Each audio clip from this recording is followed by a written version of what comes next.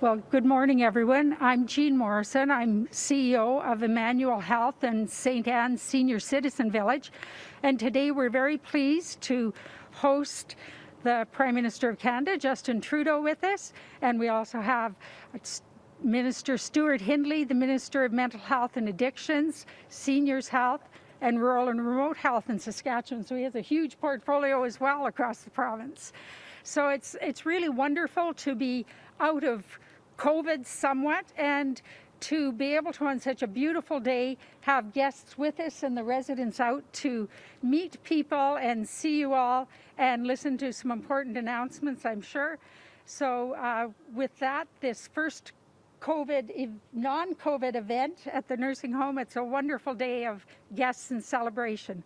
So Prime Minister Trudeau.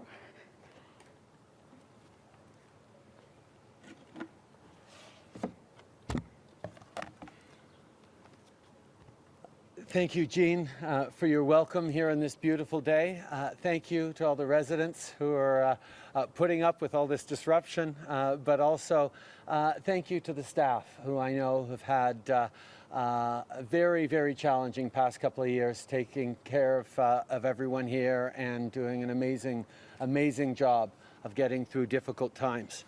I'm so happy to be back in Saskatoon today at the St. Anne's Senior Citizens Village. It's great to be here with Provincial Minister Hindley. Thank you very much for being part of this today. Chaque Canadien mérite d'être en sécurité, peu importe leur âge ou où ils habitent.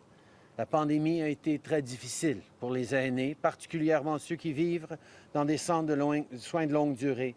Alors c'est important d'avoir été là pour eux, mais c'est important de toujours continuer d'être là pour eux. Here at St. Anne's, the facility just upgraded its rooms and washrooms and made the building more accessible. That's good news for people who live here. As we recover from this pandemic, we must all continue to work together to improve care for our seniors. That's exactly why we're here today. We've reached an agreement with the Government of Saskatchewan. Through the Safe Long-Term Care Fund, the federal government will provide $32 million to the province to help improve care for seniors. This investment will support, for example, safer dining practices and increased cleaning and housekeeping. It'll also support enhanced screening protocols for staff. During the past years, I've had the opportunity to talk with many long-term care workers to thank them and hear their stories, but also their concerns. I know that for caregivers and managers here at St. Anne's, teamwork is at the center of everything you do to support residents. Well, our government will continue to be here for you because it's clear that better conditions of work for caregivers lead directly to better conditions of care for residents.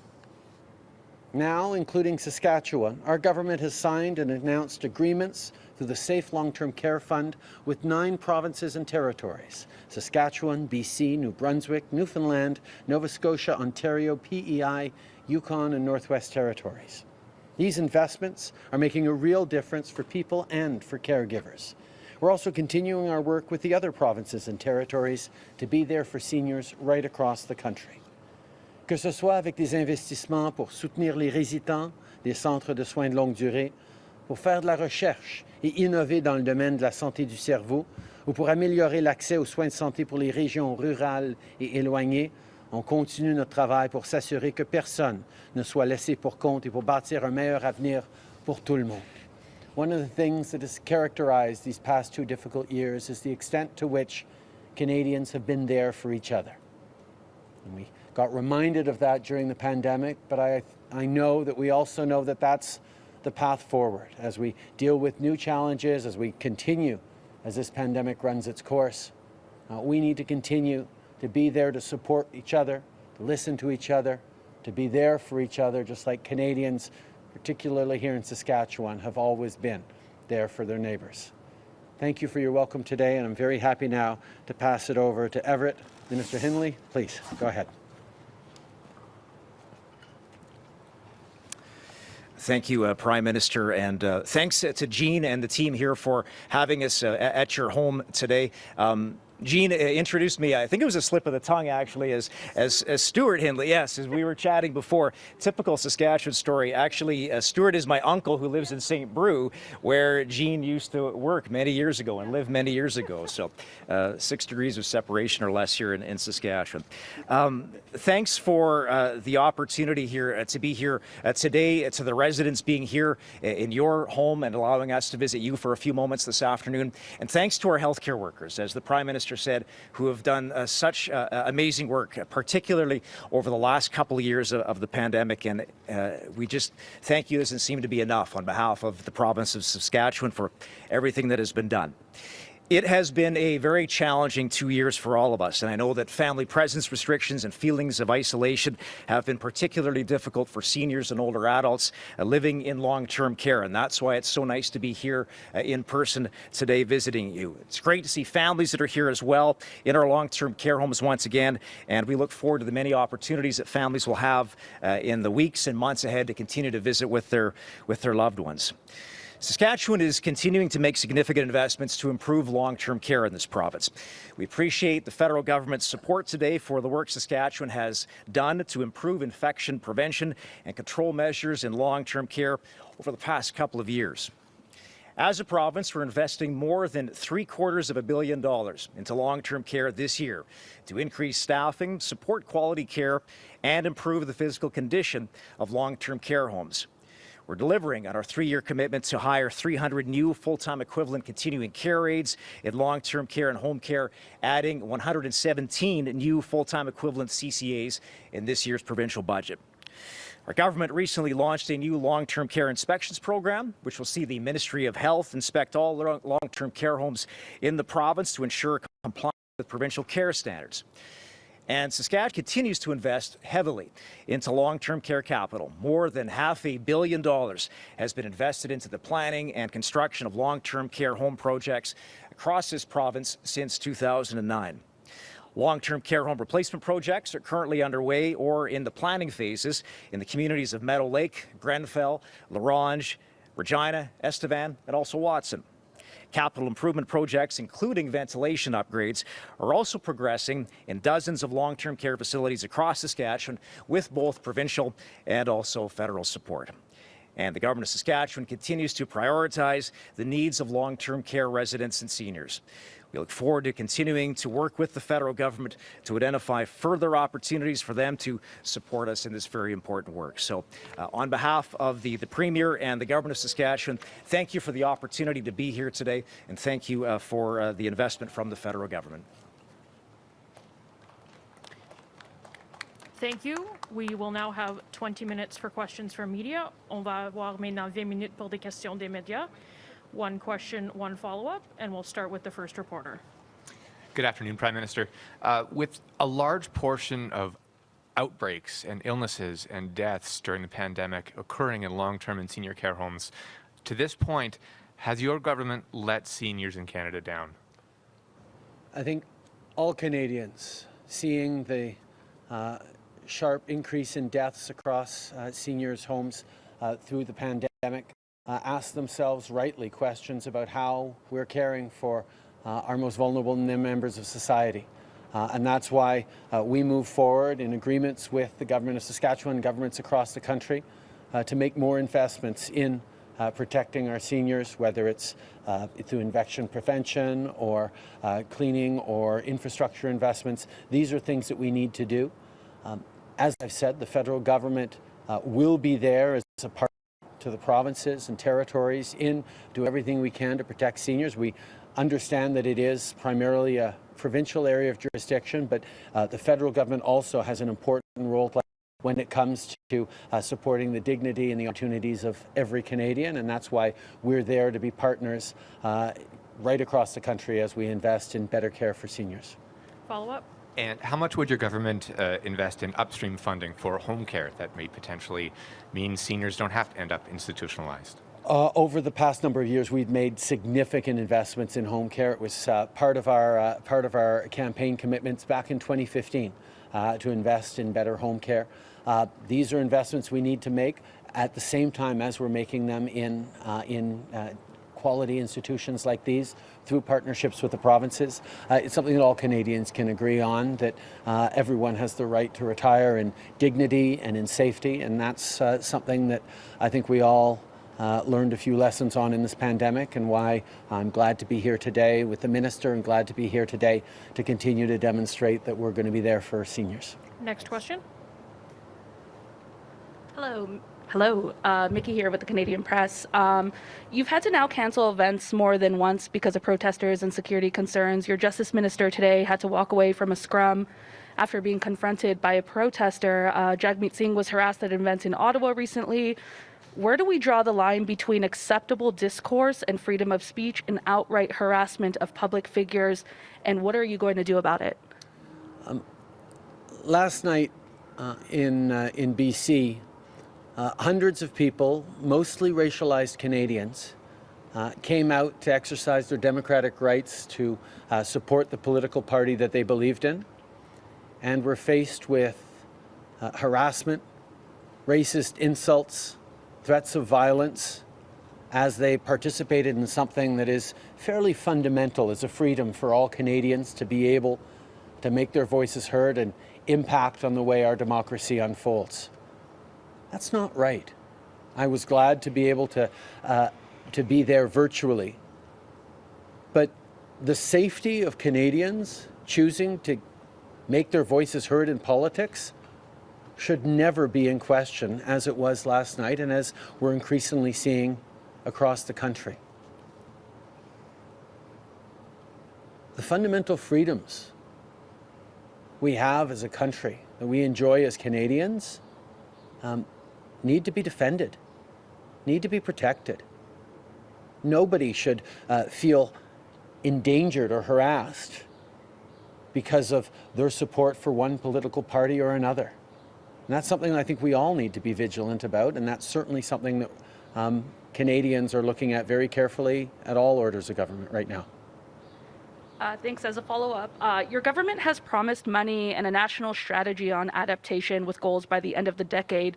But as was demonstrated in Ontario and Quebec last weekend, and in British Columbia last fall and last summer, and in Manitoba this spring, adaptation isn't a future problem. It's a now problem. Will your government commit to acting faster to make Canada more resilient and enhancing the alert system, given the severity of weather we're experiencing? Climate change is real, and it's leading to more and more extreme weather events, whether it's flooding, whether it's sudden storms, whether it's forest fires.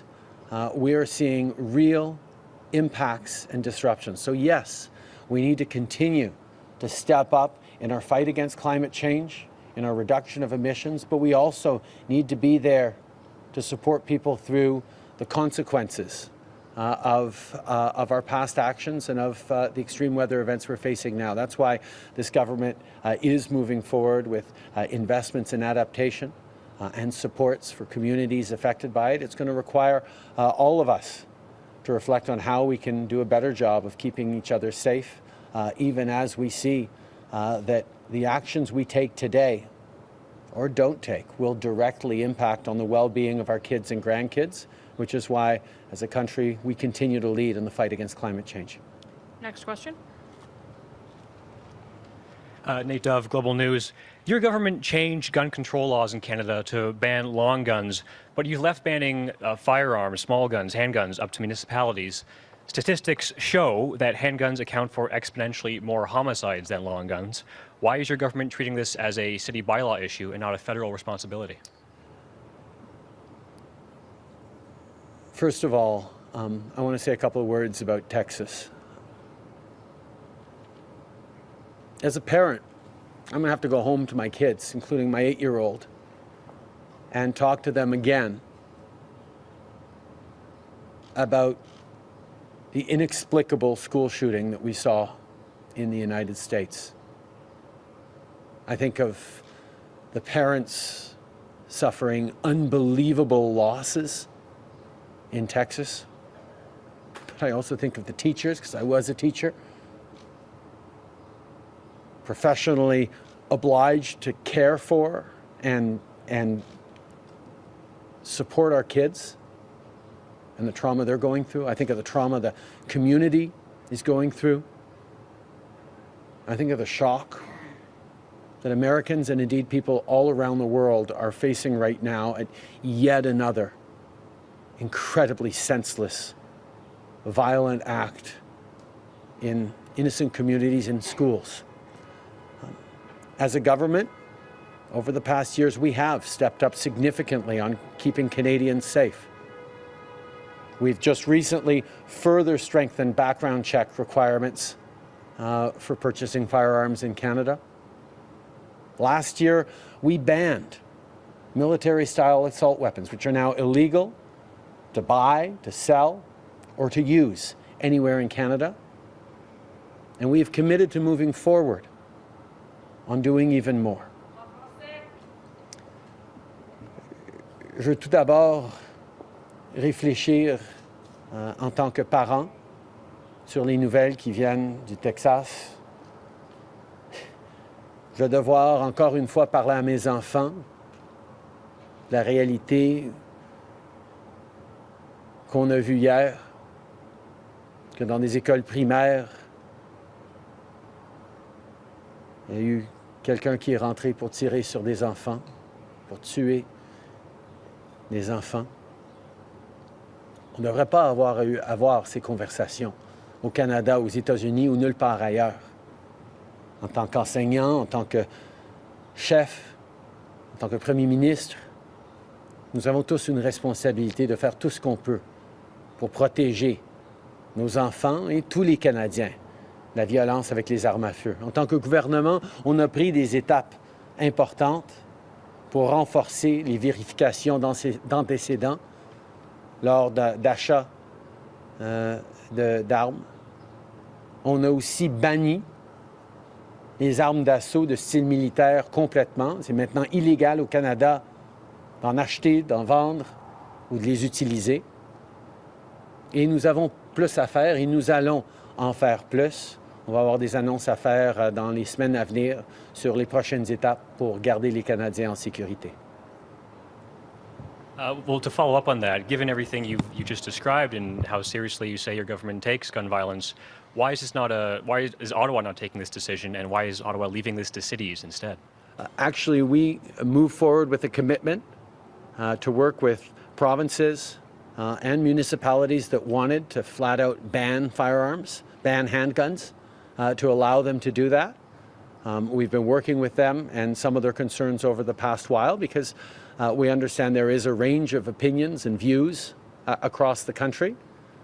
But at the same time, Canadians are remarkably united in wanting to see less gun violence, fewer deaths from gun violence across the country.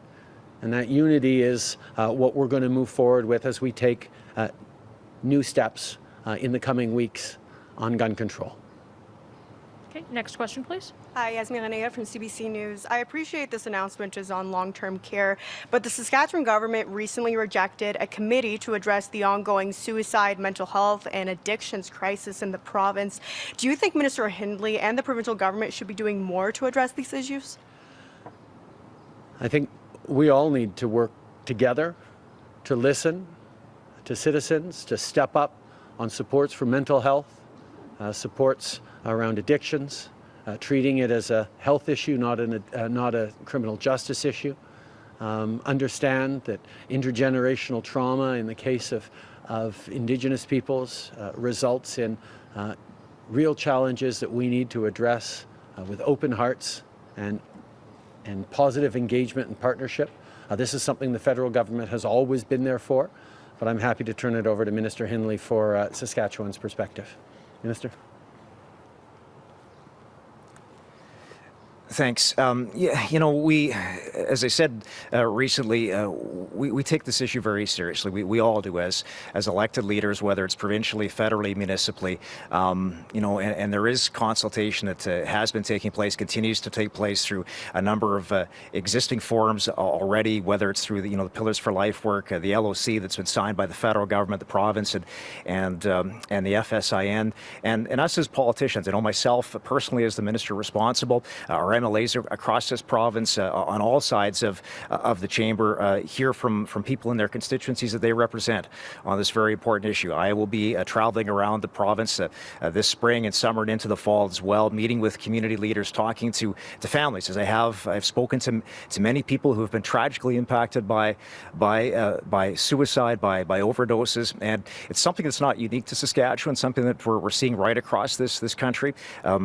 Provinces and territories all across our nation are grappling with this right now. So we're going to continue to do that work and meeting with community leaders and trying to do as much as we can on this issue. And then a follow-up for the Prime Minister.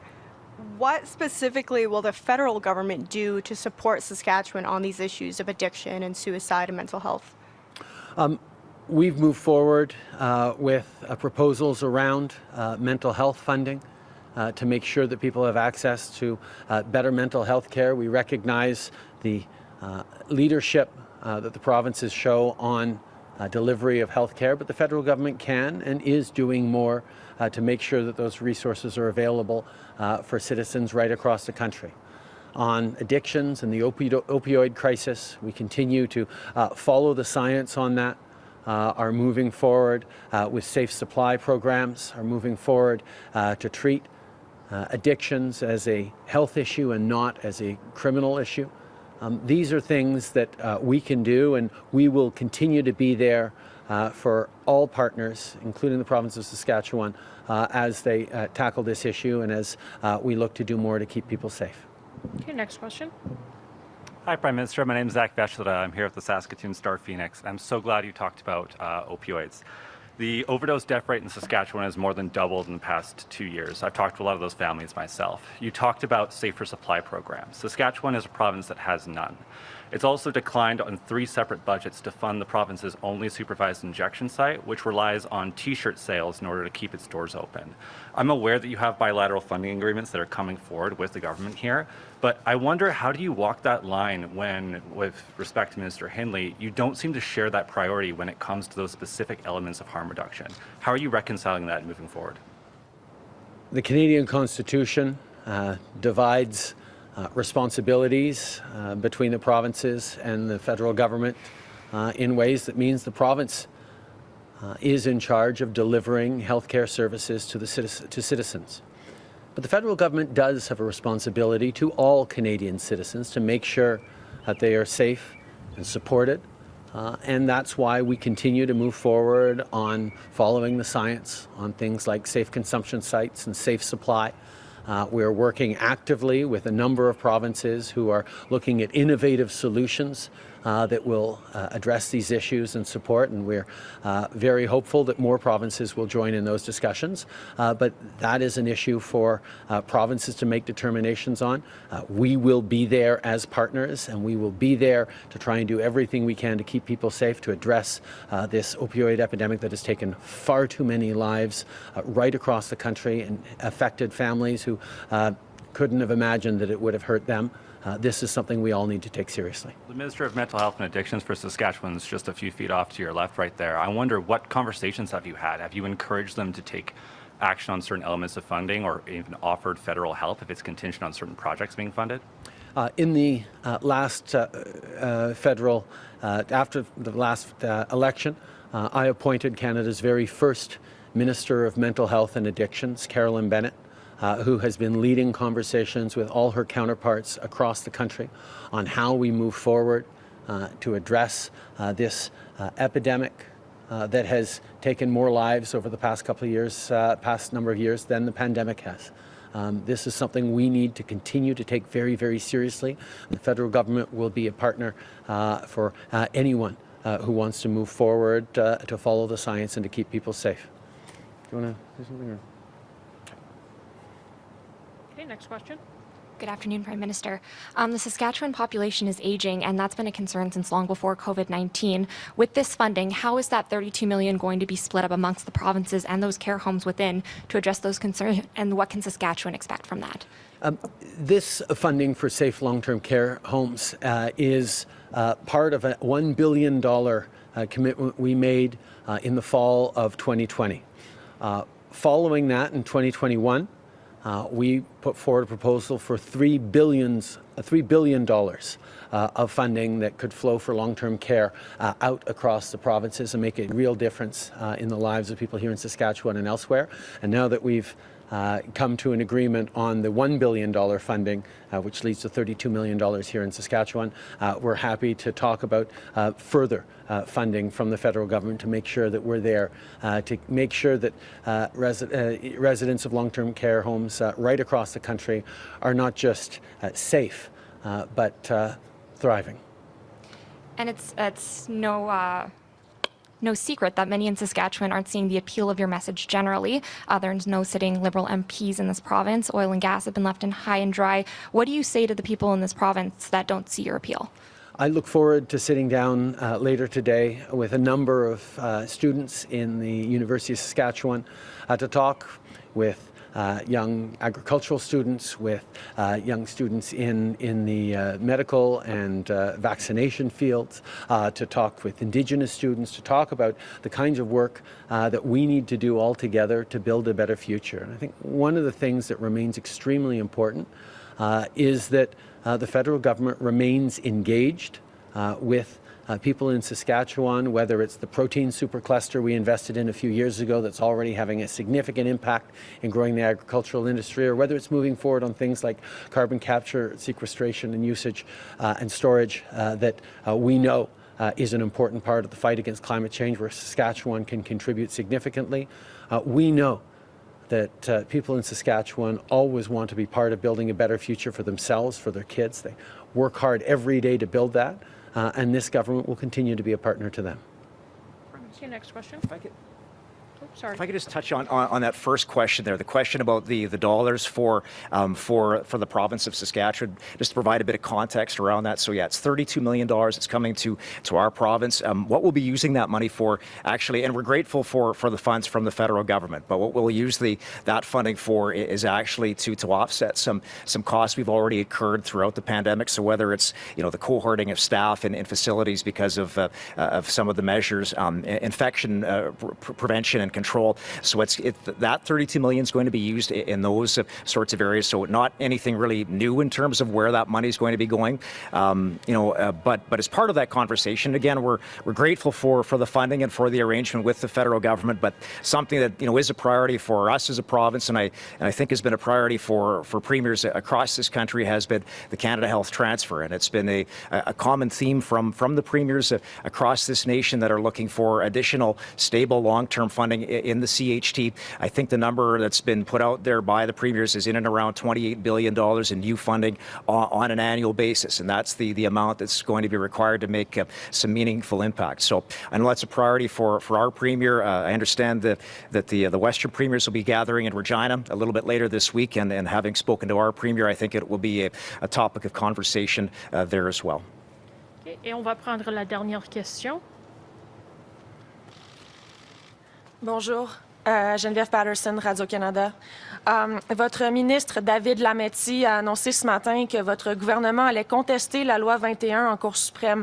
Et François Legault vous accuse de manquer de respect envers les Québécois en vous opposant à une loi appuyée par une majorité de Québécois. Est-ce un manque de respect? Je suis Québécois. Je suis fier Québécois. Et comme presque tous les Québécois, je suis préoccupé par l'importance de protéger la langue française, et nous allons toujours, en tant que gouvernement fédéral, être là pour protéger la langue française, que ce soit en situation minoritaire à travers le pays ou que ce soit au Québec. Mais en tant que Québécois, comme des centaines de milliers de Québécois qui ont exprimé leurs préoccupations par rapport à la suspension des droits fondamentaux des minorités, nous avons des préoccupations par rapport aux propositions qu'on fait au projet de loi du gouvernement provincial. Et en tant que gouvernement fédéral, je pense que tout le monde comprend que nous devons être là pour protéger les droits fondamentaux de tous les Canadiens, où qu'ils soient dans notre pays. Et pourquoi attendre que le dossier de la loi 21 se retrouve en Cour suprême pour intervenir? Pourquoi ne pas intervenir tout de suite en Cour d'appel si le résultat est le même?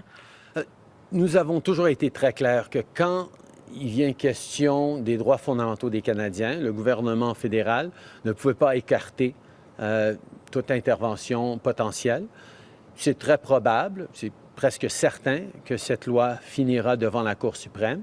Et à la Cour suprême, parce que c'est une question qui touche à tous les Canadiens et même à la Charte et la Constitution canadienne, nous devons faire partie de cette discussion. C'est pour ça que le gouvernement fédéral sera là pour défendre les droits de tous les Canadiens, pour défendre le droit des minorités, comme les Canadiens s'attendent de nous. Merci. Thank you, and that concludes today's press conference. Let me just repeat it in English, though. I think it's extremely important to understand that as a Quebecer, as a Prime Minister, I will always be there to protect the French language. It's important to protect French language minorities across the country. It's important to protect French, which is a minority language in North America, in Quebec. It's also important to protect the English-speaking minorities in Quebec. And that's why, as a federal government, we need to be there to protect the fundamental rights of any and all Canadians, regardless of where they live in the country. And that's exactly what we're going to do. If Bill 21, as it seems almost inevitable, ends up before the Supreme Court, the Government of Canada will be part of that discussion. We will be there to defend the fundamental rights of all Canadians that have been suspended by this law. This is a matter that matters to all Canadians, regardless of which part of the country they live in, and this government will continue to be there to defend people's fundamental rights and freedoms. Merci tout le monde. That concludes today's press conference. Merci tout le monde.